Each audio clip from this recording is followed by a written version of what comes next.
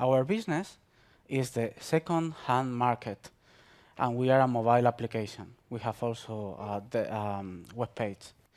And in that time, we have grown to more than 8 million downloads. And the reason we have been able to do so is that our company has in its DNA being data-driven. Data-driven in all respects. Strategy, hypothesis, and A/B testing are baked into everything we do. There is nothing that goes to production that is not A/B tested. And for supporting all that decision process and A/B testing, we are handling a lot of data. Daily, we ingest more than 500 million events. That means that our data lake is growing like half a terabyte a day. And that will be totally impossible without the data team. This is the data team. And today, we are going to talk about the work that this team has been doing in the company. Of course, I'm part of that data team. My name is Sebastián Ortega, and I've been working in Letgo and before in Telefónica R&D, and also Job and Talent and CoinFame. And let's go to the beginning. At the beginning, the company has a very simple model in which we had a single database, and we have the typical BI process in which we dumped everything into a Redshift, and we were doing a traditional BI. But that model couldn't have let the company go to the present moment. So we moved. We moved from a monolithic service to a constellation of microservices for several reasons. For once, now we are several squads that manage different services. Also, that allows us to have decoupled services producing and consuming domain events through queues, and that scales. Right now, we have two kinds of events. We have the domain events that are produced by the backend services and are roughly half of all the events. And we have also tracking events that are collected directly on the mobile applications and sent for further processing through a tool called Amplitude. So let's talk about the data architecture at Letgo. For doing this in an accessible way, I'm going to talk about three different aspects of the data platform. The first one is related with ingestion, how the data comes to the platform. Then we are going to talk about processing in the platform that we do in several ways. And finally, we are going to talk about how we query and exploit that data. So let's start with data ingestion. Initially, well, we are a company that works mainly in Amazon. So all the services are publishing in SNS and SSQS all the events, the domain events. So our initial task was to get those events ingested into the data lake. And for that, we are using Kafka. And we are using Kafka because it's a really nice fit for the task.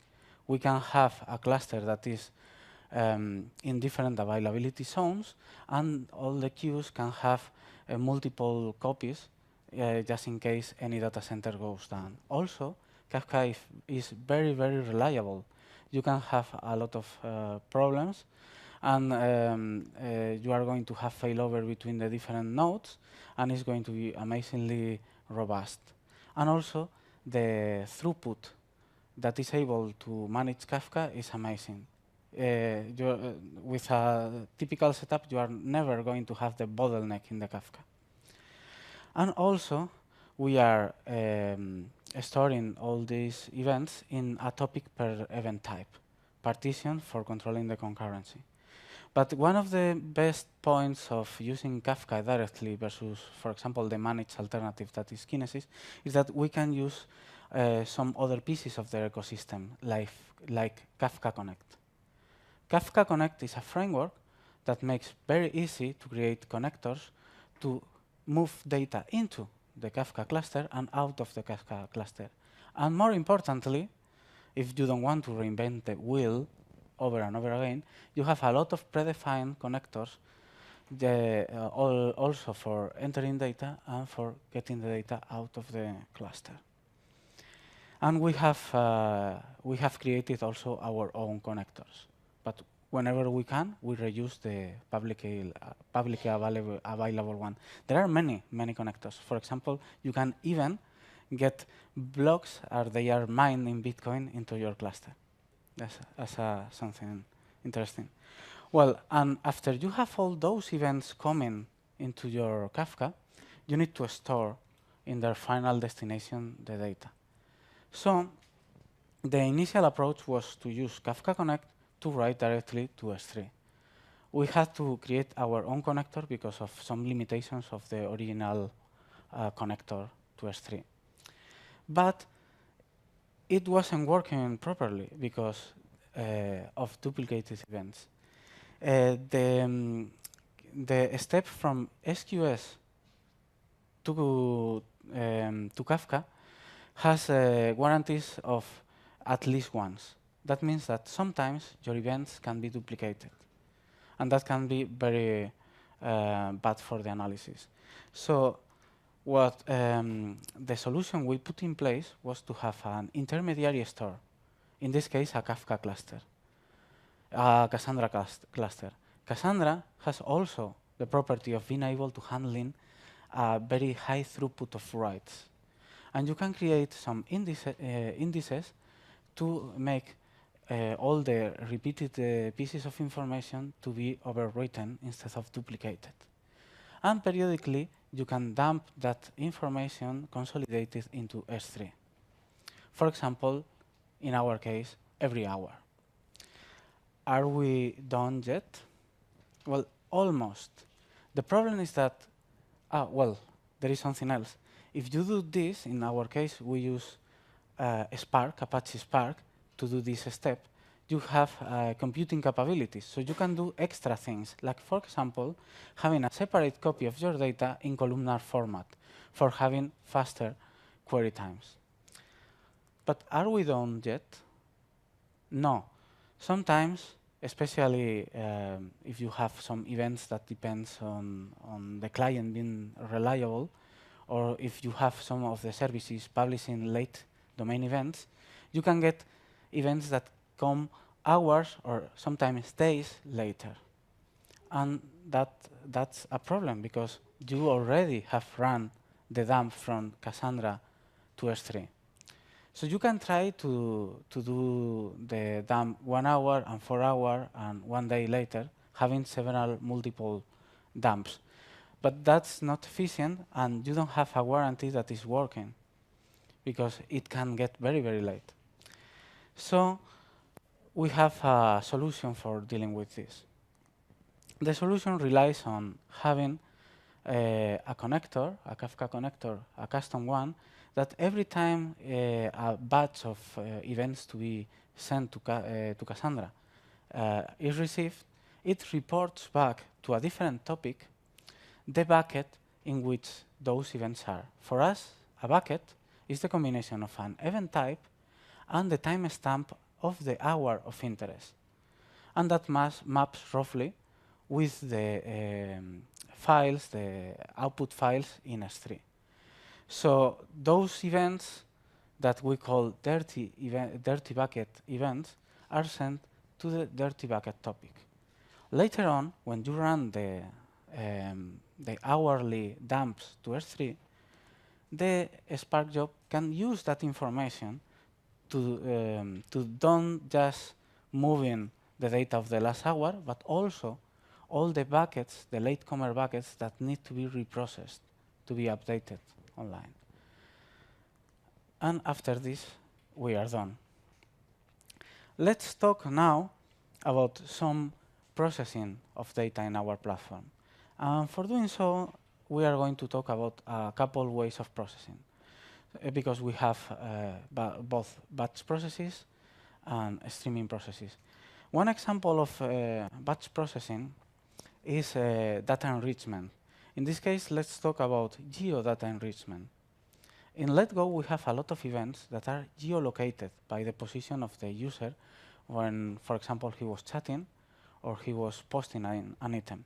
The problem with this row event is that you typically have just the latitude and the longitude. And that's the typical, is like those jokes about information that is technically correct, but not very useful.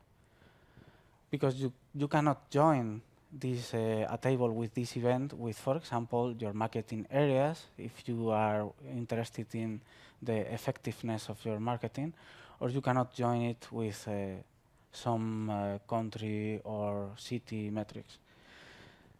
So it's like when you are in a foreign country, you don't have data, and you just see the point in the map, but you don't see the streets. And the enrichment consists on adding all that additional information that puts you in the map. In this case, we created some geographical indices with GATS, loaded with polygons in well-known text, and added a user-defined function in order to be able to express nicely in a simple query the enrichment. And you can execute a batch creating the enriched version of the data. Some other times we do streaming. One example of this is our real-time user segmentation.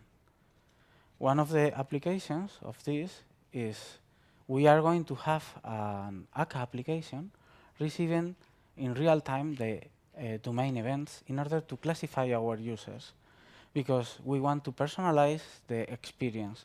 We are not going to do the same for a new user that is not yet accustomed to the application, that for a user that is active or engaged or about to leave the application. Zooming in into this application, this is the typical ACA persistent application in which you have command query separation, and you are receiving events for the different users. So we are going to have an actor that is going to be knowing which is the bucket of the corresponding user.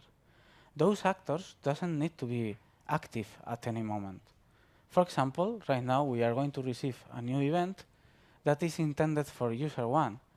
So the ACA cluster is going to start that actor. And we are going to recover the state from another Cassandra cluster.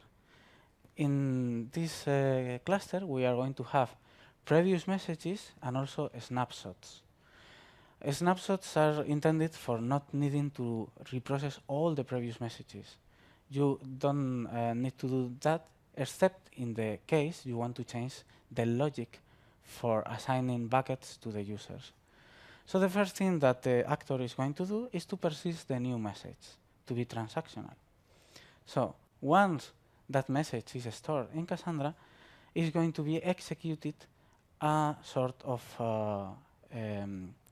the rules that is a finite state machine assigning the bucket, the corresponding bucket. In the case that this message is changing the bucket of the user, because sometimes most events don't change the bucket, another message is going to be published in another topic saying, now this user that was just new is active. We have reached some milestone and he's engaged with the application. And another thing we do in streaming is pattern detection. We have many opportunities for doing this in Letgo. One of the most important parts of the application is the chat. And in the chat, users are continually exchanging messages about how much for this item. Do you want to meet for doing the actual transaction? And so on. So if we were able to understand a little bit more about those events, we will be able to do some extra actions with added value for the user. In this case, we are adding structured data to the messages. For example, if you want to meet the other person, you can have not just a message in which you are meeting, but an actual location and some meta information that is going to be used for showing a rich interface in the application, but also it can be processed by subscribing to the right topic in real time. So, for example, in this case, you can say that the other person is receiving a meeting that is pending, and pressing in there is going to be accepted. How we take advantage of those messages? Well, for once, in this case, we are using complex event processing implemented with Apache Flink. Complex event processing is just going a step further for the typical event processing. We are going to be interested in more than one event. For example, a sequence of events. After event A, we are going to expect event B, and that is a new higher level event. Or sometimes the absence of some events. In this use case, this is mapping to real life in, for example, this way. If I propose a meeting for one of you for exchanging some item, and you accept it, it's going to be created a new event stating that a meeting has been created. But if, for example, I propose that meeting and the other person is not saying anything after some period of time, we can detect that that meeting has been ignored. And we can act sending, for example, a push notification to the other person to make it happen and improving the KPIs of the application. Who are our users? Because we are the data team, and maybe we are very willing to write Spark jobs, but not everyone wants to do it. And the main clients we have within the company are the analytics BI department, that they are interested in making reports and helping with the strategy of the company, and also the data science department. And they have similar, but not completely similar, interests. However, there is something in common. That is, if we wanted to provide them with a single way to access all the data and bind them in the database, that will be, of course, SQL. So our aim has been to provide SQL access to as much data as possible, almost all the data. The problem with Hive is that time has not been very good with Hive. It's not the fastest option or the best option, but the Hive Metastore is a very important part that we are still using, because you can map all those data stores in Hive in the Metastore. And there is alternative like a Spark-Thrift server that you can use. You have the same SQL interface, but you are able to exploit all the capabilities that Spark gives you. In this case, you can map as external tables in SQL a lot of resources. You can map plain JSON files in HDFS, you can map all those Parquet files, you can map Cassandra, you can map, even you can read for Kafka queues, and one colleague of us that is here in the front row has some patches that he's about to contribute to Kafka, not to Spark, for being able to also write from SQL into a topic, a Kafka topic.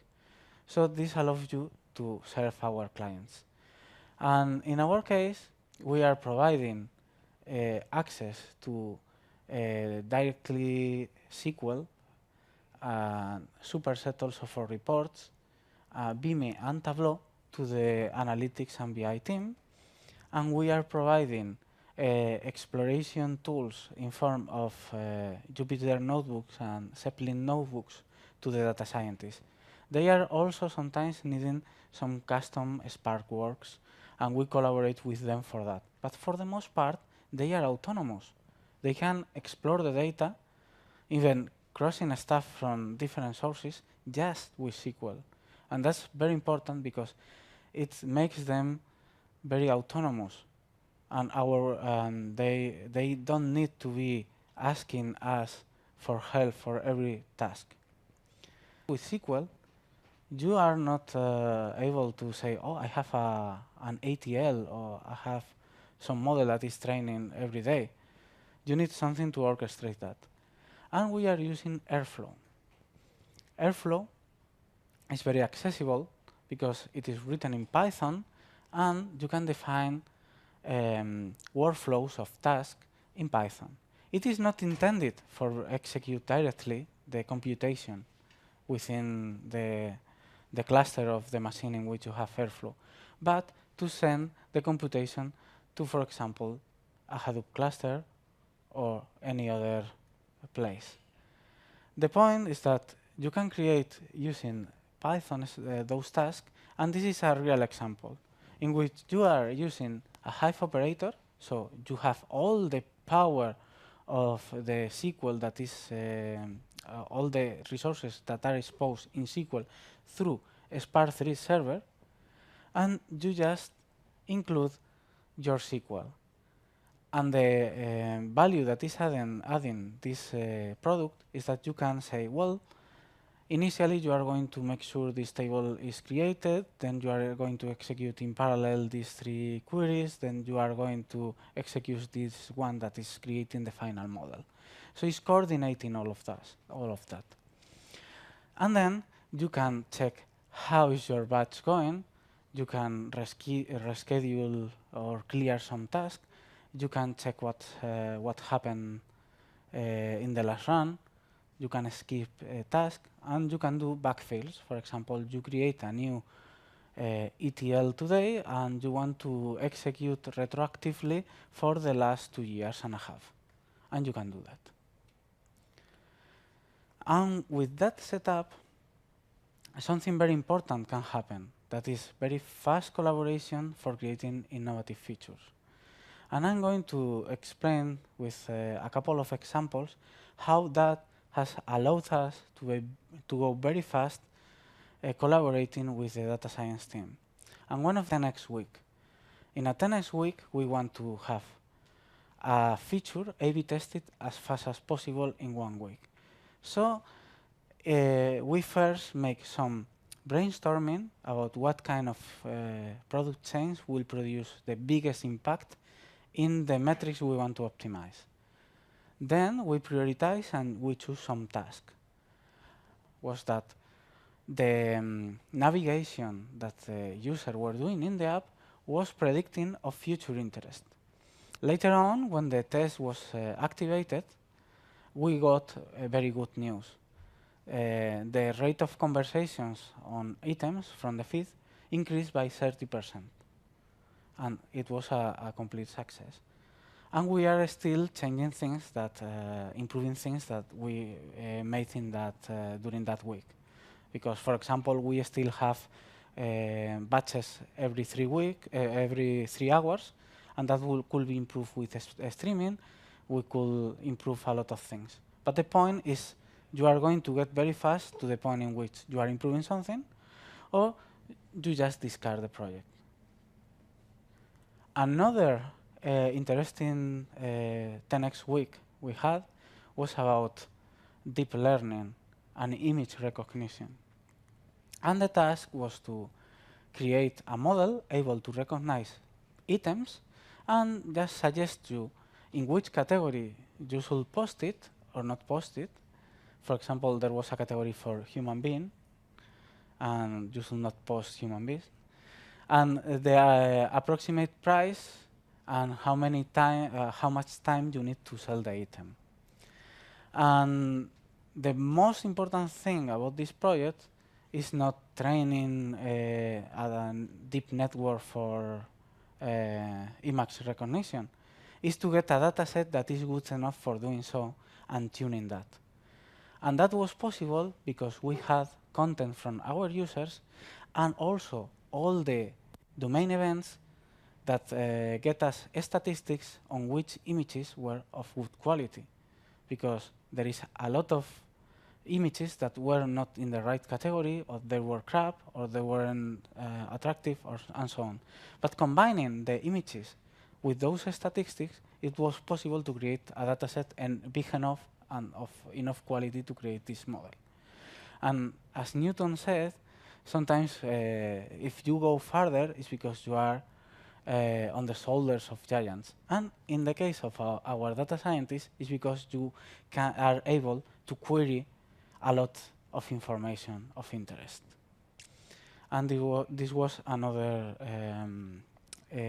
use case that is in production in iOS right now. What I wanted to explain you about our platform and how we exploit it. And for me, has been very excited to be in this team for the last 6 months. And I suppose that some of you that are data scientists or data engineers and might be interested in to join us, maybe you are feeling the same excitement and you are going to go to our page in Greenhouse and apply for a job. So thank you.